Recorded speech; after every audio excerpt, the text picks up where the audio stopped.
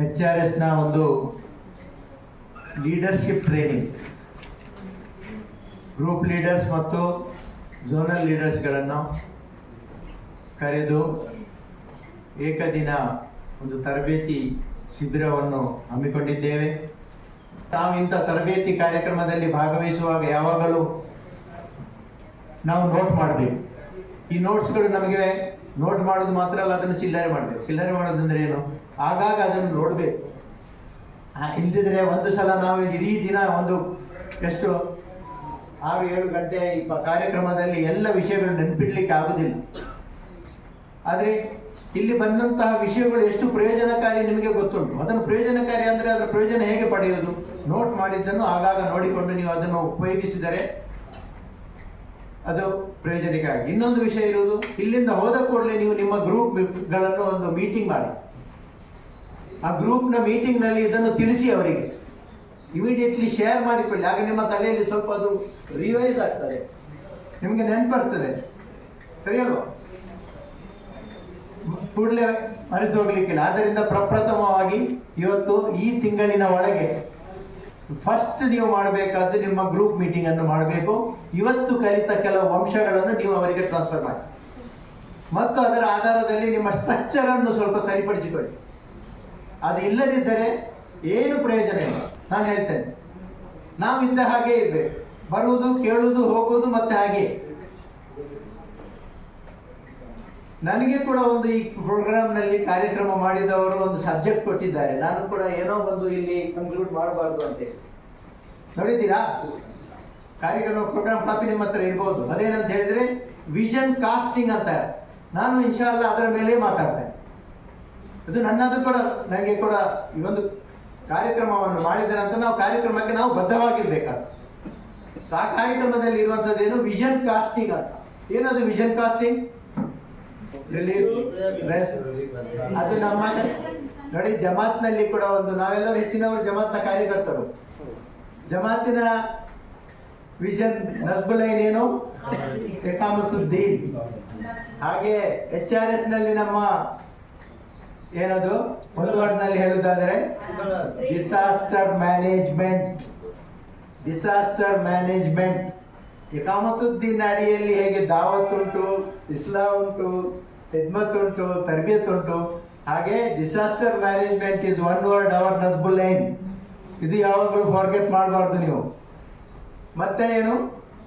ಅದರ ಅಧೀನದಲ್ಲಿ ಬರುವಂತಹದ್ದು ರಿಲೀಫ್, ರೆಸ್ಕ್ಯೂ, ರಿಲೀಫ್, ರಿಹ್ಯಾಬಿಲಿಟೇಷನ್. ಇದು ನಮ್ಮ ಮೇನ್ ವರ್ಕ್. ಆದರೆ ಅದಕ್ಕೆ prevention is also, prevention and awareness. That is the first step. ನಾವು ಬಯಸುವುದಿಲ್ಲ ಆಪತ್ತಾಗಬೇಕು ಇಲ್ಲಿ ಅಂತ. ಇಲ್ಲಿ ವಿಪತ್ತುಗಳು ಬರಬೇಕಂದ್ರೆ ನಾವು ಬಯಸುವವರಲ್ಲ. ಬಂದರೆ ನಾವು ರೆಡಿಯಾಗಿರ್ಬೇಕು. ಬಾರದಂತೆ ಮೊದಲು ನಾವು ಪ್ರಯತ್ನ ಮಾಡೋದಾದ್ರೆ ಅದನ್ನು ಕೂಡ ನಾವು ಪ್ರಯತ್ನ ಮಾಡಬೇಕು. Prevention is the best. ಈಗ ಬಂತಲ್ಲ, ಎಕ್ಸರ್ಸೈಸ್ ಯಾಕೆ ಮಾಡಬೇಕು? ನಿಮ್ಮ ಆರೋಗ್ಯವನ್ನು ಕಾಪಾಡಬೇಕು. ಒಂದು ಕಾಲದಲ್ಲಿ ಮಿಲಿಟರಿಯಲ್ಲಿ ಮತ್ತು ಪೊಲೀಸ್ನಲ್ಲಿ ಇರುವವರ ಹೊಟ್ಟೆಗಳು ದೊಡ್ಡದಿರ್ತಿರ್ಲಿಲ್ಲ. ಇವತ್ತು ಎಲ್ಲರನ್ನು ನೋಡಿದ್ರೆ ನಮ್ಮ ದೊಡ್ಡ. ಇವತ್ತು ನಮ್ಮ ಕ್ಯಾಡರ್ನಲ್ಲಿ ಕೂಡ ನಾವು ನೋಡ್ತಾ ಇದ್ದೇವೆ, ನಮ್ಮ ಪ್ರತಿಯೊಬ್ಬರ ಹೊಟ್ಟೆ ದೊಡ್ಡದಾಗ್ತದೆ. ಪ್ರಪ್ರಥಮವಾಗಿ first that is the sign of your not healthiness, it is the sign of sickness, obesity ಅಂತ ಹೇಳ್ತಾರೆ. ಆದ್ದರಿಂದ ಪ್ರಥಮವಾಗಿ ನಾವು ನಮ್ಮ ಫಿಟ್ನೆಸ್ನ ಕಡೆಗೆ ಗಮನ ಕೊಡಬೇಕು. ಹಾಗಾದ್ರೆ ನಮ್ಮ ವಿಷನ್ ಏನಂತ ಹೇಳಿದ್ರೆ ಡಿಸಾಸ್ಟರ್ ಮ್ಯಾನೇಜ್ಮೆಂಟ್. ಡಿಸಾಸ್ಟರ್ ಮ್ಯಾನೇಜ್ಮೆಂಟ್ ನಮ್ಮ ಯಾತಕ್ಕಾಗಿ ಮಾಡಬೇಕು? ಈಗಾಗಲೇ ನಬೀದ್ ಶಾಫಿ ಅವರು ತಮ್ಮ ಇದರಲ್ಲಿ ಆರಂಭಿಕ ಸ್ಪೀಚ್ನಲ್ಲಿ ಹೇಳಿದರು, ಇದು ನಮ್ಮ ಈಮಾನ್ನ ಭಾಗ. ಹೌದಲ್ವಾ? ನಾನು ಅದನ್ನು ಎಕ್ಸ್ಪ್ಲೇನ್ ಮಾಡಲಿಕ್ಕೆ ಹೋಗ್ತಾ ಇಲ್ಲ. ನಾವು ಬಯಸುವುದು ರಜಾ ಇಲಾಹಿ, ಆಖಿರತ್ನಲ್ಲಿ ಸ್ವರ್ಗಕ್ಕೆ ಮಾರ್ಗವಾಗಿದೆ ಇದು. ಮತ್ತೆ ಮಾನವನ इंसानी हमदर्दी है, एक इंसान की जान बचाना पूरी इंसानियत को बचाने की बात है, इसलिए हम इसका ये करना चाहते हैं.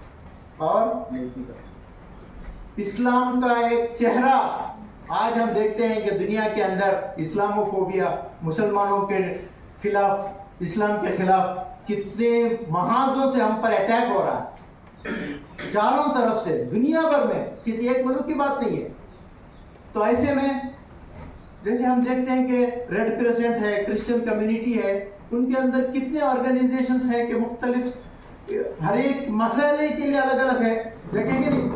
जैसे कि आप किसका नाम आता है जो कलकत्ता में थी, वो मदर तेरेसा, वो क्या थी, जो ಅವರು ಈ ಕುಷ್ಠ ರೋಗಿಗಳ ಮಧ್ಯೆ ಕೆಲಸ ಮಾಡಿದವರು. ಅದೇ ರೀತಿ ಒಂದೊಂದು ಕೆಲಸಕ್ಕೆ ಅವರಿಗೆ ಒಂದೊಂದು ಆರ್ಗನೈಸೇಷನ್ಸ್ ಅನ್ನು ನಾವು ನೋಡ್ತಾ ಇದ್ದೇವೆ. ಆದರೆ ಮುಸ್ಲಿಮರಲ್ಲಿ ಒಂದೇ ಒಂದು ಆರ್ಗನೈಸೇಷನ್ ಅನ್ನು ನಾವು ಭಾರತದಲ್ಲಿ ತಿಳಿಸಲಿಕ್ಕೆ ಸಾಧ್ಯ ಇಲ್ಲ. ಇಂಟರ್ನ್ಯಾಷನಲ್ ಲೆವೆಲ್ ನಲ್ಲಿ ನಾನು ಈ ಮೊದಲು ಕೂಡ ಒಂದು ಉದಾಹರಣೆ ನಿಮಗೆ ಕೊಟ್ಟಿದ್ದೆ, ಒಂದು ಹೇಳ್ಬೋದಾ ಒಂದು ಸಂಘಟನೆ ಯಾವುದು ಅಂತ. ಮುಸ್ಲಿಮರಲ್ಲಿ ಇಂಟರ್ನ್ಯಾಷನಲ್ ಲೆವೆಲ್ ನಲ್ಲಿ ಸ್ವಲ್ಪ ಇಂತಹ ಕೆಲಸ ಮಾಡುವಂತ ಸಂಘಟನೆ ಯಾವುದು? ಇಂಟರ್ನ್ಯಾಷನಲ್ ರೆಡ್ ಕ್ರಿಸೆಂಟ್, ಅದು ಲೈಕ್ ಇಂಟರ್ನ್ಯಾಷನಲ್ ರೆಡ್ ಕ್ರಾಸ್ ಉಂಟಲ್ಲ, ಹಾಗೆ ಉಂಟು. ಮತ್ತೆ ಏನು ಉಂಟು ಗೊತ್ತುಂಟಾ? ಪಾಕಿಸ್ತಾನದಲ್ಲಿರುವಂತಹ ಸಂಘಟನೆ ಯಾವುದದು? ಈದಿ ಫೌಂಡೇಶನ್. ಅದು ತುಂಬಾ ದೊಡ್ಡ ಮಟ್ಟದಲ್ಲಿ ಪ್ರಮಾಣದಲ್ಲಿ ಕೇವಲ ಒಬ್ಬ ಗಂಡ ಹೆಂಡತಿ ಆರಂಭಿಸಿದಂತಹ ಒಂದು ಆರ್ಗನೈಸೇಷನ್. ನಮ್ಮ HRS ಆ ಲೆವೆಲ್ಗೆ ತಲುಪುವಂತ ಒಂದು ಹಂಬಲ ನಮ್ಮಲ್ಲಿ ಇರ್ಬೇಕು. ನಮ್ಮ ಕನಸು, ನಮ್ಮ ವಿಷನ್ ಅದಾಗಿರ್ಬೇಕು. ಆದರೆ ಅದು ಒಂದು ಹೇಳಿದಾಗೆ ಒಂದು ಜಿಂದಲ್ಲ. ಅದನ್ನು ನಾವು ಬಾಟ್ಲಿಗೆ ಇಳಿಸಬೇಕಾದರೆ ಕೆಲಸ ಮಾಡಬೇಕಾದ ಎಲ್ಲಿಂದ ಆರಂಭಿಸಿರಬೇಕಾದ್ದು? ಕೆಳಗಿನಿಂದ. ನಾವು ನಮ್ಮ ಗ್ರೂಪ್ ನಲ್ಲಿಯೇ ಆರ್ಗನೈಸ್ಡ್ ಇಲ್ಲ, ಹೇಗೆ ಮುಂದುವರಿಯುವುದು? ನಮ್ಮ ಪ್ರೆಸೆನ್ಸ್, ನಮ್ಮ ಮಂತ್ಲಿ ಮೀಟಿಂಗ್ ಆಗುದಿಲ್ಲ ಎಂದಾದರೆ ಎಲ್ಲಿದೆ ನಮ್ಮ HRS? ಜಮಾತ್ನಲ್ಲಿ ಸಾಪ್ತಾಹಿಕ ಸಭೆ ಇಲ್ಲದ ಕಡೆ ಮಾಸಿಕ ಅವಲೋಕನ ನಡೆಸದ ಒಂದು ಜಮಾತನ್ನು ನೀವು ಜಮಾತ್ ಅಂತ ಹೇಳ್ತೀರಾ? ಎಲ್ಲಿಯಾದ್ರೂ ಜಮಾತ್ ಇರ್ಬೇಕಂತ ಹೇಳಿದ್ರೆ ಅದಕ್ಕೆ ಬೇಸಿಕ್ ಇನ್ಸಿಡೆನ್ಸ್ ಏನದು? ಅಲ್ಲಿ ಒಂದು ವೀಕ್ಲಿ ಇಜ್ತಿಮಾ ಆಗಬೇಕು, ಮಾಸಿಕ ಕಾರ್ಯಕರ್ತರ ಅವಲೋಕನ ನಡೆಯಬೇಕು, ಒಂದು ಲೈಬ್ರರಿ ಇರಬೇಕು ನಮ್ಮ ಸಾಹಿತ್ಯದ್ದು, ಅಲ್ವಾ? ಇದೊಂದು ಬೇಸಿಕ್ ಜಮಾತ್ ಇದ್ದು ಮೌಲಾನಾ ಮೌದೂದಿ ಅವರು ಆರಂಭದಲ್ಲಿ ಹೇಳಿದ ವಿಷಯ, ಅದು ಇವತ್ತಲ್ಲ. ಹಾಗಾಗಿ HRS ನಲ್ಲಿ ನಾವು ಕಳೆದ 20 ವರ್ಷಗಳಿಂದ ನಾನು ಆರಂಭದಿಂದ ಇದರೊಂದಿಗಿದ್ದೇನೆ. ಯಾವುದೇ ಒಂದು ದೊಡ್ಡ ಸಭೆ ಇರ್ಲಿಕ್ಕಿಲ್ಲ ನಾನು ಅದರಲ್ಲಿ ಹೇಳಿರುವಂತದ್ದು. ನಿಮ್ಮ ಬೇಸಿಕ್ ಆಗಿ ನಮ್ಮ ಗ್ರೂಪ್ ಮೀಟಿಂಗ್ಸ್ ರೆಗ್ಯುಲರ್ ಆಗಿ ಆಗ್ಬೇಕು. ಆದರೆ 20 ವರ್ಷಗಳ ನಂತರ ನನಗೆ ತುಂಬಾ ದುಃಖ ಆಗ್ತಾ ಉಂಟು. ಇವತ್ತು ಕೂಡ ನಮ್ಮ ರಾಜ್ಯದ ಹಲವು ಕಡೆಗಳಲ್ಲಿ ನಮ್ಮ ರೆಗ್ಯುಲರ್ ಮೀಟಿಂಗ್ ಆಗುದಿಲ್ಲ ಎಂದಾದ್ರೆ ನಾವು HRS ಆಗಿ ಆದ್ರೆ ನಮ್ಮ ಪ್ರೆಸೆನ್ಸ್ ಅದು ನಮಗೆ ಅಲ್ಲಿ ಇದೆ ಅಂತ ನಾವು ಹೇಳಲಿಕ್ಕೆ ಸಾಧ್ಯ ಇಲ್ಲ. ಏನೋ ಜನರು ನಿಮ್ಮ ಎಲ್ಲ ಶರ್ಟ್ ನೋಡಿಕೊಂಡು ಯಾವಾಗಲೊಮ್ಮೆ ನೀವು ಕೆಲಸ ಮಾಡಿಕೊಂಡು ಅವರು ಭಾವಿಸ್ಬೋದು. ನಮ್ಮ ಸ್ಯಾಟಿಸ್ಫ್ಯಾಕ್ಷನ್ಗೆ ಅದು ಸರಿಯಲ್ಲ. ನಾವು ಆ ಯಾವ ಗುರಿಯನ್ನು ನಾವು ಇಟ್ಟುಕೊಂಡಿದ್ದೇವೋ ಆ ಗುರಿಯನ್ನು ಮುಟ್ಲಿಕ್ಕೆ ನಾವು ಇಲ್ಲಿಂದ ಆ ಒಂದು ಅದರರ್ಥ ನಾವು ABCD ನಮ್ದು ಆಗ್ಲಿಲ್ಲ, ಮತ್ತೆ ನಾವು Zಗೆ ಯಾವಾಗ ಹೋಗುದು? This are the ABCDs basic.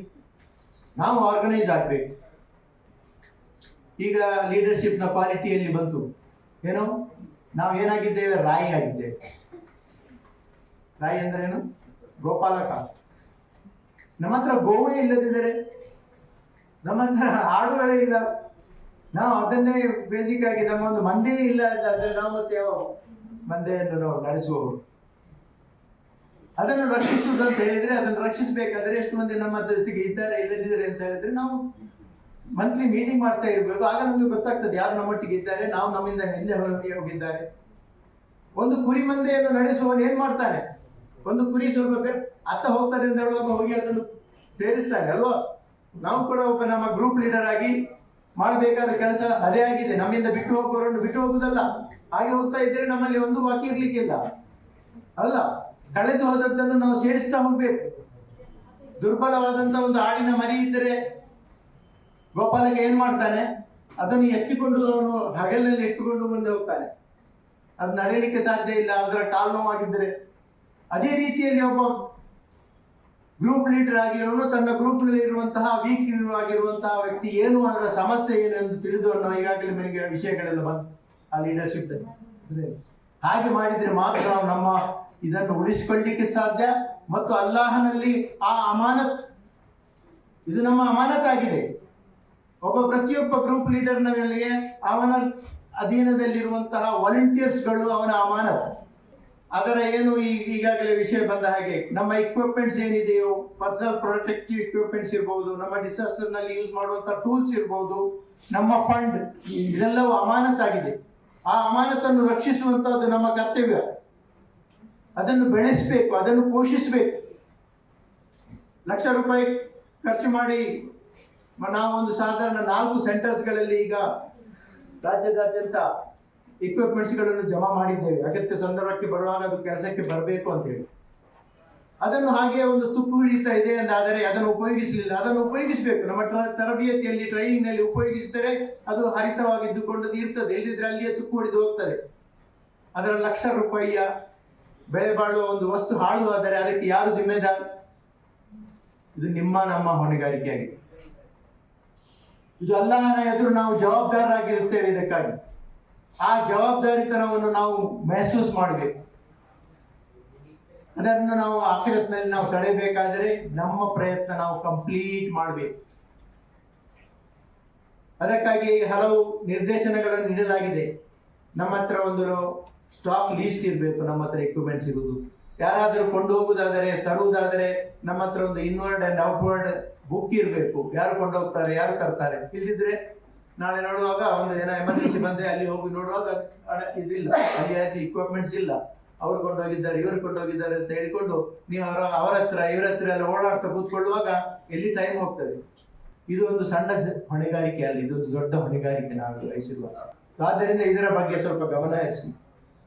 ತರಬೇತಿ ನೋಡಿ, ಎಷ್ಟು ತರಬೇತಿ ಮಾಡಿದರೂ ಕೂಡ ಎಷ್ಟರವರೆಗೆ ನಾವು ನಮ್ಮ ಸ್ವಂತ ತರಬೇತಿಯನ್ನು ನಾವು ಬಯಸುವುದಿಲ್ಲೋ ನಮ್ಮ ತರಬೇತಿ ಆಗಲಿಕ್ಕೆ ಸಾಧ್ಯ ಇಲ್ಲ. ನಾನು ನನ್ನ ತರಬೇತಿಯನ್ನು ಬಯಸಿದರೆ ನಮಗೆ ಇತರರ ಸಹಾಯ ಇಲ್ಲದ್ರೆ ನಾನು ಸ್ವತಃ ಮಾಡಲಿಕ್ಕೆ ಹೋಗ್ತೇನೆ. ಹಲವು ದಾರಿಗಳಿವೆ. ಹೇಗೆ ಈಗ ಹೇಳಿದ ಹಾಗೆ ಪ್ರಥಮವಾಗಿ ನಮ್ಮ ತರಬೇತಿ ಏನಾಗಬೇಕಾದ್ದು? ನಮ್ಮಲ್ಲಿ ಒಂದು ಇಂಡಿವಿಜುವಲ್ ತರಬೇತಿಗೆ ಒಂದು ಲೀಸ್ಟ್ ಕೊಟ್ಟಿದ್ದೇನೋ ಅಲ್ವಾ? ಏನೆಲ್ಲ ಅದು? ಡ್ರೈವಿಂಗ್ ಕಲಿಬೇಕು. ನಮ್ಮಲ್ಲಿ ಎಷ್ಟು ಮಂದಿ ಡ್ರೈವಿಂಗ್ ಅಲ್ಲಿ ತಿಳಿದವರಿದ್ದಾರೆ? ಎಷ್ಟು ಮಂದಿ ಡ್ರೈವಿಂಗ್ ತಿಳಿದವರಿದ್ದಾರೆ? ಸ್ವಲ್ಪ ನಮ್ಮ ಲೀಡರ್ಸ್ ನಲ್ಲಿ ಡ್ರೈವಿಂಗ್ ತಿಳಿಯದವರಿದ್ದರೆ ನಾವು ಮತ್ತೆ ಏನು? ಬೇಸಿಕ್ ಟ್ರೈನಿಂಗ್ ನಮ್ದು. ಸ್ವಿಮ್ಮಿಂಗ್ ಎಷ್ಟು ಮಂದಿ ತಿಳಿದಿದ್ದಾರೆ? ಇದಕ್ಕೆ ಡಿಸಾಸ್ಟರ್ ಮ್ಯಾನೇಜ್ಮೆಂಟ್ ಬರ್ಬೇಕಾ? ಸ್ವಿಮ್ಮಿಂಗ್ ಟ್ರೈನಿಂಗ್, ಡ್ರೈವಿಂಗ್ ಟ್ರೈನಿಂಗ್, ಇದೆಲ್ಲ ನಾವು ಇಂಡಿವಿಜುವಲ್ ಆಗಿ ನಮ್ಮ ಲೋಕಲ್ ಲೆವೆಲ್ ನಲ್ಲಿ ನಾವು ಯಾಕೆ ಮಾಡ್ತಾ ಇಲ್ಲ? ನಮ್ಮ ಗ್ರೂಪ್ ಮೀಟಿಂಗ್ ನಲ್ಲಿ ನಾವು ತಿಳಿದು ನಮ್ಮಲ್ಲಿ ಒಬ್ಬ ಡ್ರೈವಿಂಗ್ ನಮ್ಮಲ್ಲಿಯೇ ಕಲಿಬಹುದು. ನಾವೇನೋ ಡ್ರೈವಿಂಗ್ ಸ್ಕೂಲ್ಗೆ ಹೋಗಿ ಕಲಿಬೇಕಾಗಿಲ್ಲ. ನಮ್ಮ ಮತ್ತೆ ಡ್ರೈವಿಂಗ್ ತಿಳಿದವನಿದ್ರೆ ನಮ್ಮ ಮಕ್ಕಳಿಗೆ, ನಾವು ನಮ್ಮ ಅಣ್ಣ ತಮ್ಮಂದಿರಿಗೆಲ್ಲ ನಾವು ಡ್ರೈವಿಂಗ್ ಯಾರಿಗೆ ಕಲಿಸುದು? ನಮ್ಮ ಮನೆಯಲ್ಲಿ ಮತ್ತೆ ಗಾಡಿ ಇದೆ ಅಂತಂದ್ರೆ ಅವರೊಂದಿಗೆ ನಾವು ಕೂತ್ ಕಲಿಸಿಕೊಂಡು ಮಾಡ್ತೇವಲ್ಲ. ಫಸ್ಟ್ ಏಡ್ ಟ್ರೈನಿಂಗ್ಗೆ ನಿಮ್ಗೆ ಬೇರೆಯವರು ಇಲ್ಲಿಂದಲೇ ಬರ್ಬೇಕಾ? ಲೋಕಲ್ ನಲ್ಲಿ ಒಬ್ಬ ಡಾಕ್ಟರ್ ಅನ್ನು ಕರೆದುಕೊಂಡು ಕೂಡ ನಾವು ತಿಳಿಸಬಹುದಲ್ಲ. ಇದೆಲ್ಲ ಮಾಡ್ಲಿಕ್ಕೆ ನಮ್ಗೆ ಯಾಕೆ ಸಾಧ್ಯ ಆಗ್ತಾ ಇಲ್ಲ? ಬೇಸಿಕಲಿ ನಮ್ಮ ತಿಂಗಳ ಸಭೆ ಆದರೆ ಅಲ್ಲಿ ನಾವು ಈಗ ಏನು ಮಾಡಬೇಕು ಇದರ ಯೋಜನೆ ಮಾಡುವುದಾದರೆ ಇದೆಲ್ಲ ನಮಗೆ ಜಮಾತ್ ಕಲಿಸಿದಂತಹದ್ದು. ಚತುರ್ವರ್ಷ ಅವಧಿಯ ಮೂಲಕ ನಾವು ಕೆಲಸ ಮಾಡುವಂತಹದ್ದು, ಒಂದು ಗುರಿಗಳೊಂದಿಗೆ ಕೆಲಸ ಮಾಡುವಂತಹದ್ದು, ಇದೆಲ್ಲ ಪಾಠವನ್ನು ನಾವು ಪುನಃ ಕಲಿಸಬೇಕಾದರೆ ಮತ್ತೆ ಜಮಾತಿನೊಂದಿಗೆ HRS ಅನ್ನು ಜೋಡಿಸಿ ಏನು ಪ್ರಯೋಜನ? HRS ಜಮಾತ್ ಯಾಕೆ ಆರಂಭಿಸಿರುವಂತಹದ್ದು? ಒಂದು ಇಸ್ಲಾಮಿನ ಮರ್ಸಿಫುಲ್ ಫೇಸ್ ನಮ್ಮಲ್ಲಿ ಒಂದು HRS ಆಗಿ ಬೆಳೆಯಬೇಕು. ಅದಕ್ಕಾಗಿ ಜಮಾತಿನ ಕೆಲವು ವ್ಯಕ್ತಿಗಳನ್ನು ಮಾತ್ರ ಅದಕ್ಕೆ ಕೊಟ್ಟದ್ದು. ಇನ್ನು ಕೆಲವು ವ್ಯಕ್ತಿಗಳನ್ನು ಸಮಾಜದಿಂದ ತೆಗೆದುಕೊಂಡು ಅವರನ್ನು ನೀವು ತಯಾರಿಸಿ ಅಂತಹ ಒಂದು ಪಡೆಯನ್ನು, ಒಂದು rapid action force in the field of service, in the field of relief HRS ಆಗಿ ಬೆಳೆಯಬೇಕು. ಅದು ನಮ್ಮ ವಿಷನ್. ಆ ರೀತಿಯಲ್ಲಿ ಅದು ಬೆಳೆಯಬೇಕಾದರೆ ನಾವು ನಮ್ಮ ಇವತ್ತು ABCDಯಲ್ಲಿ 20 ವರ್ಷಗಳ ನಂತರವೂ ನಾವು ಅಲ್ಲಿಯೇ ಇರುವುದಾದರೆ ನಾವು ಹೇಗೆ ಬೆಳಲಿಕ್ಕೆ ಸಾಧ್ಯ? ಇದು ನಾವು ಸೀರಿಯಸ್ಲಿ ನಮ್ಮಲ್ಲಿ ಪ್ರತಿಯೊಬ್ಬರು ಆಲೋಚಿಸಬೇಕಾದಂತಹದ್ದು ಮತ್ತು ಇದರ ಕಡೆಗೆ ನಾವು ಗಮನ ಹರಿಸಬೇಕಾದ್ದು. ಇದನ್ನು ರೆಗ್ಯುಲರ್ ಆಗಿ ಮಾಡಿ. ಖಂಡಿತವಾಗಿ ನಾನು ಹೇಳ್ತೇನೆ, ನೀವೊಂದು ಈಗ ಒಂದು ನನ್ನ ಹತ್ರ ಒಂದು ಪ್ರತಿಜ್ಞೆ ಮಾಡಿ, ತಿಂಗಳಿಗೆ ಒಂದು ಸಲ ನಾವು ಕಡ್ಡಾಯವಾಗಿ ಸೇರ್ತೇವೆ, ನಮ್ಮ ಕಾರ್ಯಕ್ರಮವನ್ನು ನಾವು ರೂಪಿಸ್ತೇವೆ. 1 ವರ್ಷದ ಒಳಗೆ ನೀವು ಪ್ರಗತಿಯನ್ನು ಕಾಣ್ತೀವಿ. ನಿಮ್ಮ ಟೀಮ್ ಬೆಳ್ಳಪ್ ಆಗ್ತದೆ, ನಿಮ್ಮ ಟೀಮ್ ಬೆಳೆಯುತ್ತದೆ. ಅದು ಇಲ್ಲದಿದ್ದರೆ ಏನು ಪ್ರಯೋಜನ ಇಲ್ಲ. ನಾನು ಇಲ್ಲಿ ಬೇರೆಯವರು ಬಂದು ಇದು ಅರ್ಥ ಇರಬೇಕು, ಹೀಗೆ ಇರ್ತದೆ. ನಾವು ಸೇರುವುದು ಮತ್ತೆ ಹೋಗುದು, ಸೇರುವುದು ಮತ್ತೆ ಹೋಗುದು, ಏನಾಗಲಿ ಒಬ್ಬರ ಕಂಪ್ಲೇಂಟ್ ಅನ್ನು ಇನ್ನೊಬ್ಬರ ಮೇಲೆ, ಇನ್ನೊಬ್ಬರ ಕಂಪ್ಲೇಂಟ್ ಅನ್ನು ಮತ್ತೆ ಒಂದು ರಿಪೋರ್ಟಿಂಗ್ ಯಾಕೆ ಕೇಳಲಾಗ್ತದೆ ಅಂದ್ರೆ ಆಗದಿದ್ರೆ ಆಗಲಿಲ್ಲ ಎಂಬ ಒಂದು ರಿಪೋರ್ಟ್ ಅನ್ನಾದ್ರೂ ಕೊಟ್ಟು ಬಿಡಿ. ಆಗ ಒಂದು ಎಹ್ಸಾಸ್ ಆದ್ರೆ ಇರ್ತದಲ್ಲ, ಎಹ್ಸಾಸ್ ಜಯ ಅಂತ. ನಾವು ಏನು ಕಳೆದುಕೊಂಡಿದ್ದೇವೆ ಎಂಬಂತ ಪ್ರಜ್ಞೆ ನಮ್ಮಲ್ಲಿ ಇಲ್ಲದಿದ್ದರೆ ನಾವು ಕಳೆಯುವುದು ಹೇಗೆ? ಇದರಲ್ಲಿ ಗ್ರೂಪ್ ಲೀಡರ್ಸ್ಗಳದ್ದು ಹೊಣೆಗಾರಿಕೆ ಇದೆ, ಝೋನಲ್ ಲೀಡರ್ಸ್ಗಳಿದ್ದು ಹೊಣೆಗಾರಿಕೆ. ಗ್ರೂಪ್ ಲೀಡರ್ಸ್ನ ಅಧೀನದಲ್ಲಿ ಎಷ್ಟು ಮಂದಿ ಇರುವುದು? 10 ರಿಂದ 20 ಹೆಚ್ಚಂದರೆ 25. ಅದಕ್ಕಿಂತ ಹೆಚ್ಚು ಯಾವ ಹತ್ರ ಆದ್ರೂ ಗ್ರೂಪ್ ನಲ್ಲಿ ಇದ್ದೀವಿ ಜನರು ಇದ್ದಾರ? ಇಲ್ಲ. ಅಷ್ಟು ಮಂದಿಯೊಂದಿಗೆ ಸಂಪರ್ಕ ಬೆಳೆಸುವುದು, ಅವರಲ್ಲಿ ಯಾರಾದ್ರೂ ಆಕ್ಟಿವ್ ಇಲ್ಲದಿದ್ರೆ ಅವರನ್ನು ಸ್ವಲ್ಪ ಮಾಡುವುದು ಏನಾದ್ರೂ ಕಷ್ಟ ಇದೆಯಾ? ಅದೇ ರೀತಿ ಝೋನಲ್ ಲೀಡರ್ಸ್ ನವರಿಗೆ ಎಷ್ಟು ಗ್ರೂಪ್ ಇರ್ತದೆ? ಹೆಚ್ಚೆಂದರೆ ಒಂದು ತನ್ನ ಏರಿಯಾದ ಒಂದು 3 ಡಿಸ್ಟ್ರಿಕ್ಟ್ ನಿಂದ 10-12 ಮಂದಿ ಗ್ರೂಪ್ ಲೀಡರ್ಸ್ ಇರ್ಬೋದು. ಆದ್ರೆ ಸ್ಟೇಟ್ ನ ಸೆಕ್ರೆಟರಿ ಒಬ್ಬರು ನಿಮ್ಮೆಲ್ಲರನ್ನು ಸಂಪರ್ಕಿಸುವುದಂದ್ರೆ ಸಾಧ್ಯ ಇಲ್ಲ.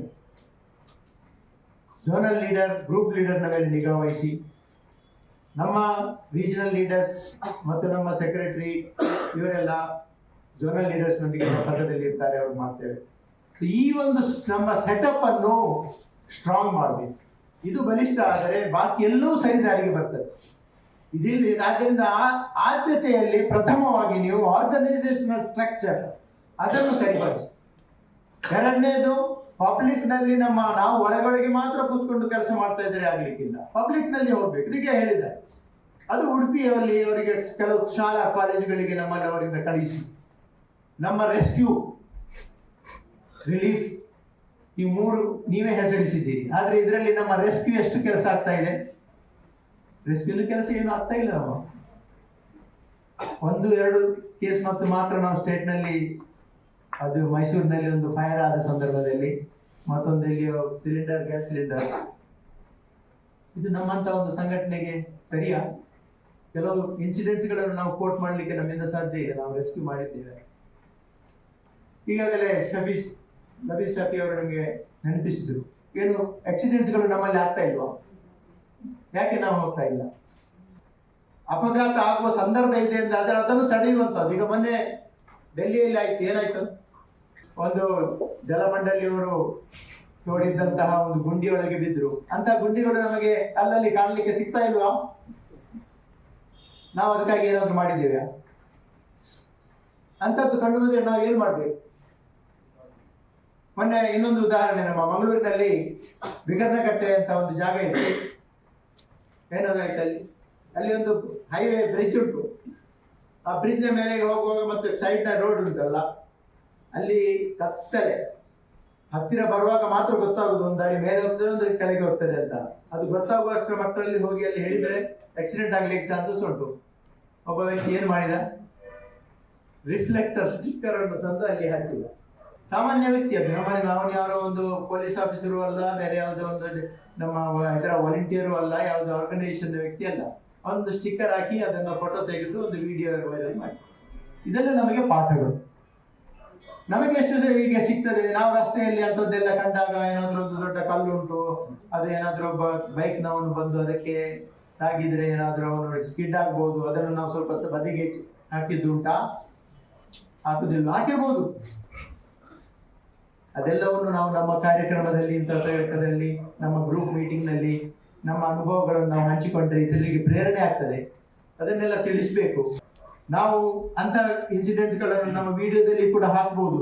ಯಾಕೆ? ಇತರಿಗೆ ಪ್ರೇರಣೆ ಆಗ್ಲಿಕ್ಕೆ ಅಂತ ಹೇಳಿ. ನಾನು ನನ್ನ ಶೋ ಆಫ್ ಮಾಡ್ಲಿಕ್ಕಲ್ಲ, ನನ್ನ ನಿಯತ್ತಲ್ಲ, ಅವನು ತಿಳಿದಿರುತ್ತಾನೆ. ಈಗ ಆ ವ್ಯಕ್ತಿ ಒಂದು ಹಾಕಿದ್ದು ಅದು ನಮ್ಗೆಲ್ಲ ಪ್ರೇರಣೆ ಅಲ್ಲ. ಆ ರೀತಿಯಲ್ಲಿ ನಾವು ಇಂಥ ಪಬ್ಲಿಕ್ ನಲ್ಲಿಯೂ ಕೂಡ ನಮ್ಮ ಕೆಲಸಗಳನ್ನು ನಾವು ಮಾಡಿಕೊಂಡು, ಇನ್ನೊಂದು ವಿಷಯ ಟ್ರೈನಿಂಗ್ ನ ಬಗ್ಗೆ ಹೇಳಿರುವಂತದ್ದು. ಅದನ್ನು ಕೂಡ ನಾನು ಹೇಳಿದ ಇವತ್ತಿನ ವಿಷಯ ಯಾವುದು ಕೂಡ ಹೊಸದಲ್ಲ. ಇದಕ್ಕಿಂತ ಹಿಂದೆ ಹಲವು ಸಲ ಹೇಳಿದ್ದನ್ನು ನಾನು ರಿಪೀಟ್ ಮಾಡ್ತಾ ಇದ್ದೇನೆ. ದಯವಿಟ್ಟು ಅಲ್ಲ ಹೀಗಾಗಿ ಈ ವಿಷಯದ ಬಗ್ಗೆ ಇನ್ನಾದರೂ ಎಚ್ಚೆತ್ತು ನಾವು ಸ್ವಲ್ಪ ಕೆಲಸ ಮಾಡಿ. ಇದೇನು ಕಷ್ಟದ ಕೆಲಸ ಕೂಡ ಅಲ್ಲ. ಅದೇನಂದ್ರೆ ನಮ್ಮ ಲೋಕಲ್ ಏರಿಯಾದಲ್ಲಿರುವಂತಹ NGOs ಗಳೊಂದಿಗೆ ಇಂತಹ ಕೆಲಸಗಳನ್ನು ಮಾಡುತ್ತಿರುವಂತಹ ರ್ಯಾಪೋರ್ಟ್, ಒಂದು ಕನೆಕ್ಷನ್, ಅವರದೊಂದು ಪರಿಚಯ.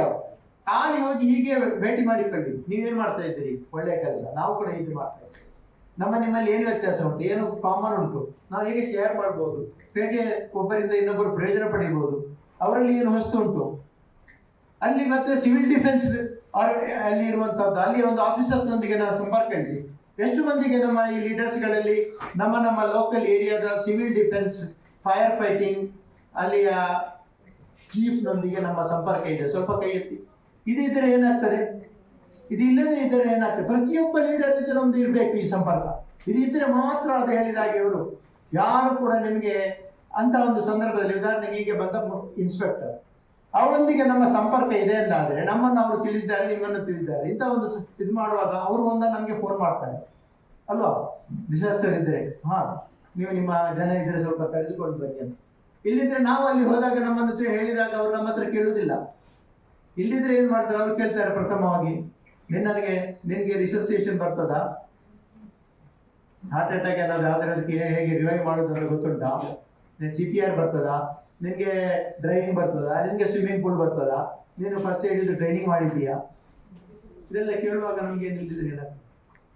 ಇವರ ಹತ್ರ ರ್ಯಾಪೋರ್ಟ್ ಇದ್ರೆ ನಾವು ನಮ್ಮ ಲೋಕಲ್ ಪ್ರೋಗ್ರಾಮ್ಸ್ ನಲ್ಲಿ ಅವರನ್ನು ಕರೆದು ನಾವು ಟ್ರೈನಿಂಗ್ ಮಾಡ್ಬೋದು.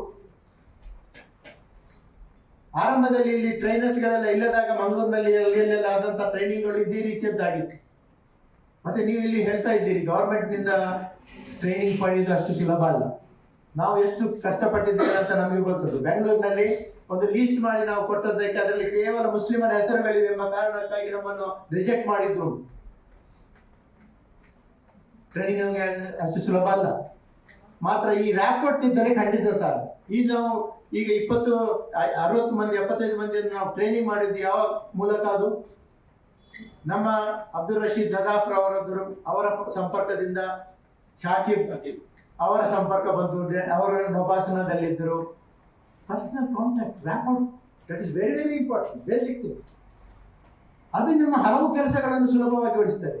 ಅದಿಲ್ಲದೆ ನೀವು ಹೋಗಿ ಏನಾದರೂ ಒಂದು ಯಾರಿಂದಲೋ ಒಂದು ಏಜೆನ್ಸಿಯಿಂದ ಕೆಲಸ ಮಾಡಿಸುವುದು ಸುಲಭ ಅಲ್ಲ. ಫಸ್ಟ್ ನಮ್ಮ ಪರಿಚಯ ಆಗಬೇಕು. ಆದ್ದರಿಂದ ಈ 3 ಲೆವೆಲ್ನಲ್ಲಿ ನೀವು ಆದ್ಯತೆಯ ನೆಲೆಯಲ್ಲಿ, ABCD ಎಂಬ ನೆಲೆಯಲ್ಲಿ ನೀವು ಕೆಲಸ ಮಾಡಬೇಕು. ಒಂದು, organise yourself, monthly meetings, programmes ಹಮ್ಮಿಕೊಳ್ಳಿ, ಯೋಜನೆ ಮಾಡಿ, ನೆಕ್ಸ್ಟ್ ಮಂತ್ಗೆ ಅದರ ಅವಲೋಕನ ನಡೆಸಿ, ಲೋಕಲ್ ಅಥಾರಿಟಿಯೊಂದಿಗೆ ಸಂಪರ್ಕದಲ್ಲಿ. ಇಷ್ಟು 3 ಕೆಲಸಗಳನ್ನು ನೀವು ಮಾಡಿದ್ರು ಕೂಡ ನಾವು ಎಷ್ಟೋ ಹೆಜ್ಜೆ ಮುಂದೆ ಹೋಗ್ಲಿಕ್ಕೆ ಸಾಧ್ಯತೆ ಉಂಟು.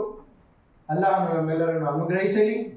ಆ ಮೂಲಕ ನಮ್ಮನ್ನು ಈ ಒಂದು ಸಂಸ್ಥೆಯನ್ನು ಆರಂಭಿಸಿದಂತಹ ಒಂದು ಏನು ಉದ್ದೇಶ ಇದೆ ಜಮಾತ್ ಇಸ್ಲಾಮಿ, ಅದರಲ್ಲಿ ನಾವು ಸಫಲವಾಗಲಿ. ಆ ಮೂಲಕ ನಾವು ವೈಯಕ್ತಿಕವಾಗಿಯೂ ಅಲ್ಲಾಹನ ಸಂಪ್ರೀತಿಯನ್ನು ಗಳಿಸಿಕೊಂಡು ನಾವೆಲ್ಲರೂ ಆಖಿರತ್ನಲ್ಲಿ ಜನ್ನತ್ನಲ್ಲಿ ಸೇರುವಂತಾಗಲಿ. ಇನ್ನೊಂದು ಕೊನೆಯ ವಿಷಯ ಬಾಕಿ ಇದೆ. ಜನಬಲದೊಂದಿಗೆ ನಮಗೆ ಹಣಬಲದ ಅಗತ್ಯ ಇದೆ.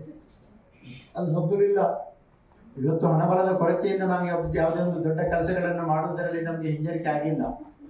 ಅದಕ್ಕಾಗಿ ಯಾವುದೇ ಒಂದು ಕೆಲಸ ಮಾಡ್ಲಿಕ್ಕೆ ಆರಂಭವಾಗ ಹಣ ಇಲ್ಲ ಎಂದು ನೀವು ಕೂತ್ಕೊಳ್ಬೇಕು. ಅದಕ್ಕೆ ಹೋಗಿ ನೀವು ಕೆಲಸ ಮಾಡಿ. ಆದರೆ ನಾವು ಅದರ ಜೊತೆಗೆ ಅದನ್ನು ಕೂಡ ಮಾಡಬೇಕು. ಯಾಕೆಂದ್ರೆ ಒಂದು ದೊಡ್ಡ ಇನ್ಸಿಡೆಂಟ್ ಆಗುವಾಗ ಅದಕ್ಕೆ ಬೇಕಾದ ಹಣ ಸಂಗ್ರಹ ಆಗ್ತದೆ. ಆದ್ರೆ ನಮ್ಮ ಇಂಥ ಕಾರ್ಯಕ್ರಮಗಳನ್ನು, ನಮ್ಮ ಟ್ರೈನಿಂಗ್ ಇದನ್ನೆಲ್ಲ ನಾವು ರೂಪಿಸಬೇಕಾದ್ರೆ ನಮ್ಮ ಹತ್ರ ಕೆಲವು ರಿಸರ್ವ್ ಫಂಡ್ ಇರಬೇಕು. ಮತ್ತು ದೊಡ್ಡ ಘಟನೆಗಳಾದಾಗ ನಮ್ಮ ಹತ್ರ ಒಂದು ರಿಲೀಫ್ನ ರಿಸರ್ವ್ ಫಂಡ್ ಕೂಡ ಇರಬೇಕು. ಈ ಫಂಡ್ಗಳಿಲ್ಲದೆ ನಾವು ಕೆಲಸ ಮಾಡ್ಲಿಕ್ಕೆ ಆಗುದಿಲ್ಲ. ಅದಕ್ಕಾಗಿ ಈಗ ಇವತ್ತು ಇಲ್ಲಿ ರಿಸೀಟ್ ಬುಕ್ ಅನ್ನು ನೀಡಲಾಗ್ತಾ ಇದೆ. ಗ್ರೂಪ್ ಲೀಡರ್ ಅವರು ಅದನ್ನು ಪಡೆದುಕೊಳ್ಬೇಕು. ಇಲ್ಲಿ ಹೆಸರು ಬರೆದಿಡಲಾಗ್ತದೆ. ನಿಮ್ಮ ಹೆಸರಿನೊಂದಿಗೆ ಆ ರಿಸೀಟ್ ನಂಬರ್ ಬರೆದಿಡಲಾಗ್ತದೆ. ಮತ್ತೆ ನಿಮಗೆ ಬ್ರೋಚರ್ ಅನ್ನು ಈಗ ಕೂಡ ಕೊಡಲಾಗಿದೆ. ಅದರಲ್ಲಿ ಅಕೌಂಟ್ ನಂಬರ್ ಉಂಟು, ಅದರಲ್ಲಿ ಏನು ಪ್ಯಾನ್ ಕೋಡ್ ಉಂಟು. ಕೆಲವರು ಬಯಸುವುದಾದರೆ ಅದಕ್ಕೆ ಡೈರೆಕ್ಟ್ ಅಕೌಂಟಿಗೆ ಹಣ ಹಾಕ್ಬೋದು. ಈ ರಿಸೀಟ್ ಬುಕ್ ಇದು ಅಮಾನತ್. ಈಗ ಮಾರ್ಚ್ನ ಒಳಗೆ, ಮಾರ್ಚ್ ಎಂಡ್ನಲ್ಲಿ ನೀವು ಇದರ ರಿಸಿಪ್ಟ್ನಲ್ಲಿ ಏನಾದರೂ ರಿಸಿಪ್ಟ್ ಇಶ್ಯೂ ಮಾಡಿದ್ದರೆ ಆ ರಿಸಿಪ್ಟ್ನ ನಂಬರ್ ಇಷ್ಟು ಪುಸ್ತಕ, ಇಡೀ ಪುಸ್ತಕ ಉಪಯೋಗ ಕಂಪ್ಲೀಟ್ ಯೂಸ್ ಆಗಿದೆ ಅಂತಾದರೆ ಆ ಪುಸ್ತಕವನ್ನು ಹಿಂತಿರುಗಿಸಿ. ಇಲ್ಲದಿದ್ದರೆ ಅದರ ಎಷ್ಟು ರಿಸಿಪ್ಟ್ ಯೂಸ್ ಆಗಿದೆ ಅದನ್ನು, ಆ ನಂಬರ್ ಮತ್ತು ಎಷ್ಟು ಹಣ ಅದನ್ನು ನೀವು ನಿಮ್ಮ ಸೆಂಟರ್ಗೆ ತಲುಪಿಸಬೇಕು. ಯಾವಾಗ? ಮಾರ್ಚ್ 31ರಿಂದ ಏಪ್ರಿಲ್ 10ರ ಒಳಗೆ ನೀವು ಅದನ್ನು ಸಿಗುತ್ತೆ. ಯಾಕೆಂದ್ರೆ ನಾವು ಅದಕ್ಕೆ ವರ್ಷದ ನಮ್ಮ ಲೆಕ್ಕ ಮಾಡಬೇಕಾಗ್ತದೆ. ಅದು ಮಾಡದಿದ್ದರೆ ನಮಗೆ ಮುಂದೆ ಹೋಗ್ಲಿಕ್ಕೆ ಆಗುದಿಲ್ಲ. ಅದರಿಂದ ಅದು ಉಪಯೋಗ ಆಗದಿದ್ದರೆ ಉಪಯೋಗ ಆಗಲಿಲ್ಲ ಅಂತ ಹೇಳಿಕೊಂಡು ಇಡಿ. ಆದ್ರೆ ಹಾಗೆ ಆಗಬಾರ್ದು. ಯಾರು ಪ್ರತಿಯೊಬ್ಬರು ಅದನ್ನು ಉಪಯೋಗಿಸಬೇಕು. ನಾನು ಭಾವಿಸ್ತೇನೆ ಅದು ಮುಗಿಸಿಬಿಡಿ. ಕನಿಷ್ಠ, ಯಾಕಂದ್ರೆ ಈಗ ರಂಜಾನ್ ತಿಂಗಳು ಬರ್ತಾ ಉಂಟು, ಇದರಲ್ಲಿ ನೀವು HRS ಗಾಗಿ ಪ್ರಯತ್ನ ಮಾಡಿ ಸ್ವಲ್ಪ ಫಂಡ್ ಸಂಗ್ರಹಿಸಿ. ಇದು ಜನರಲ್ ಫಂಡ್ ನಮ್ದು, ಇದರಲ್ಲಿ ಸಂಗ್ರಹಿಸುವಂಥದ್ದು. ಇದು ಎಲ್ಲಿ ಅಗತ್ಯ ಉಂಟು ಅಷ್ಟು ಅದಕ್ಕೆ ಉಪಯೋಗಿಸಬಹುದಾದಂಥದ್ದು. ಸೊ ಇದನ್ನು ಉಪಯೋಗಿಸಿ, ಇದನ್ನು ನೀವು ಕಲೆಕ್ಟ್ ಮಾಡಿ ನೀವು ಹಲ್ಕಕ್ಕೆ ತಲುಪಿಸಬೇಕು. ಡೈರೆಕ್ಟ್ ಯಾರಾದರೂ ಅದಕ್ಕೆ ಹಣ ಹಾಕಿದರೆ ಅವರ ಹೆಸರು ಅವರು ಹಾಕುವಾಗ ಅವರಿಗೆ ಹೇಳಿ, ಅವರು ನಿಮ್ಮ ಒಂದು ಹೆಸರನ್ನು ಅದರಲ್ಲಿ ಒಂದು ಮೆಸೇಜ್ ಕೊಟ್ಟು ಬಿಡಿ ಯಾರು ಹಾಕಿದ್ದು ಅಂತ ಹೇಳಿ. ಅದು ಕೊಟ್ಟರೆ ಅವರಿಗೆ ಮತ್ತೆ ರಿಸಿಪ್ಟ್ ಕಳಿಸಲಾಗ್ತದೆ. ಅದಿದ್ದರೆ ನೀವು ಅದಕ್ಕೆ ರಿಸಿಪ್ಟ್ ಕೊಡ್ಬೋದು, ನಿಮಗೆ ಗೊತ್ತಾದರೆ ನೀವು ಕೊಟ್ಟರೆ ಅವರಿಗೆ ತಿಳಿಸಿ ಬಿಡಿ, ಇಂಥ ಹಣ ಅಲ್ಲಿ ತಲುಪಿದೆ, ಅದರ ರಿಸಿಪ್ಟ್ ಇಲ್ಲಿ ಇಶ್ಯೂ ಆಗಿದೆ. ಇಲ್ಲಿದ್ರೆ ಅವರು ಇಶ್ಯೂ ಆಗಬೇಕು, ಡಬಲ್ ರಿಸಿಪ್ಟ್ ಆಗಬಾರ್ದು. ಇದು ಸ್ವಲ್ಪ ಒಳ್ಳೆಯ ರೀತಿಯಲ್ಲಿ ನಾವು ಆರ್ಗನೈಸ್ ಆಗಬೇಕು, ಇದೆಲ್ಲದಿದ್ರೆ ಸಮಸ್ಯೆ ಆಗುವುದಿಲ್ಲ. ಕಳೆದ ಒಂದು ಕೋವಿಡ್ನ ಸಮಯದಲ್ಲಿ ನಾವು ಒಂದು NGO ಜೊತೆಗೆ ಕೆಲಸ ಮಾಡಿ ಸುಮಾರು 75 ಲಕ್ಷ ರೂಪಾಯಿಯ ಪರಿಹಾರ ಧನವನ್ನು ಪಡೆದಿದ್ದೆವು. ಅವರ ಹಣದಲ್ಲಿ ನಾವು ಕೆಲಸ ಮಾಡಿ ಈ ಕೆಲಸವನ್ನು ಮಾಡಿದ್ದೇವೆ. ನೆನ್ಪುಂಟ ಯಾರದು? ಯಾವುದದು? ಅಜೀಂ ಪ್ರೇಮ್ಜಿ ಫೌಂಡೇಶನ್ ಅವರಿಂದ. ಅವರ ಎದುರು ಇನ್ನೂ ಕೂಡ ನಮಗೆ ಒಂದು 2-3 ಕೋಟಿ ರೂಪಾಯಿಯ ಸಹಾಯಧನ ಸಿಗುವ ಚಾನ್ಸಸ್ ಇತ್ತು. ಆದರೆ ಅವರ ಕೆಲವು ರಿಕ್ವೈರ್ಮೆಂಟ್ಸ್ಗಳನ್ನು ನಾವು ಪೂರ್ತಿ ಮಾಡಲಿಕ್ಕೆ ನಮ್ಮಿಂದ ಸಾಧ್ಯ ಆಗಲಿಲ್ಲ. ಯಾಕೆ ಆಗಲಿಲ್ಲ ಅಂದರೆ, ನಮ್ಮಲ್ಲಿ ಲೋಕಲ್ನಲ್ಲಿ ನಾವು ಹಣ ಕಳಿಸಿದರೆ ಹಣದ ಉಪಯೋಗ ಹೇಗೆ ಆಗಿದೆ, ಅದಕ್ಕೆ ಬೇಕಾದಂತಹ ಬಿಲ್ಗಳು, ಅದನ್ನು ಮೇಂಟೈನ್ ಮಾಡೋದು, ಅದನ್ನು ರಿಪೋರ್ಟಿಂಗ್ ಮಾಡುವಂತಹದ್ದು, ಅದರ ಕೆಲವು ಪ್ರೊಸೀಜರ್ಸ್ ಅನ್ನು ಪಾಲಿಸುವುದು, ನಾವು ಕೊಡುವಾಗ ಒಂದು ಏನು ಟೆಂಡರ್ಗಳನ್ನ ಪಡೆಯುವಂತಹದ್ದು, ಅದೆಲ್ಲ ನಾವು ಮಾಡಲಿಕ್ಕೆ ನಮ್ಮಲ್ಲಿ ಫೈಲ್ ಆಗಿದೆ. ನಾವು ರೆಕಾರ್ಡ್ ಮೇಂಟೈನ್ ಮಾಡುವುದರಲ್ಲಿ ನಮ್ಮ ಅಮಾನತ್ನಲ್ಲಿ ನಾವು ಟ್ರಾನ್ಸ್ಪರೆನ್ಸಿ ಇರಬೇಕು, ಶಫಾಫಿಯತ್ ಅಂತ ಹೇಳ್ತೇವೆ. हिसाब में शफाफियत रहना चाहिए हमारी. अल्लाह ताला के सामने जवाबदेही देने से पहले हम इंसानों के सामने भी जवाबदेह होना चाहिए.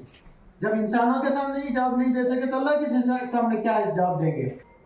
ನಮ್ಮ ಕಾರ್ಯನೀತಿಗಳಲ್ಲಿ ಜಮಾತ್ನ ಕಾರ್ಯವಿಧಾನದಲ್ಲಿ ಒಂದನೇದಾಗಿ ಈ ದೇಶದ ಸಂವಿಧಾನಕ್ಕೆ ಬದ್ಧವಾಗಿ ನಾವು ನಡೆಯುತ್ತೇವೆ ಅಂತ ಹೇಳಿದ್ರು. ಆ ಸಂವಿಧಾನಕ್ಕೆ ಬದ್ಧವಾಗಿ ನಡೆಯುವುದರಲ್ಲಿ ಅಕೌಂಟಿಂಗ್ ಪ್ರೊಸೀಜರ್ ಇಲ್ಲಿ ಹೇಗೆ ಬೇಕು, ಗವರ್ಮೆಂಟ್ ಬೇಕಾ ಅದೇ ರೀತಿಯಲ್ಲಿ ನಾವು ನಮ್ಮ ಡಾಕ್ಯುಮೆಂಟೇಶನ್, ನಮ್ಮ ಅಕೌಂಟಿಂಗ್ ಪ್ರೊಸೀಜರ್ ಅನ್ನು ನಾವು ಕಾಯ್ದುಕೊಳ್ಳುವುದು ನಮ್ಮ ಕರ್ತವ್ಯ. ಅದರಿಂದ ಇದನ್ನು ಕೂಡ ನೀವು ಕಾಯ್ದುಕೊಳ್ಬೇಕು.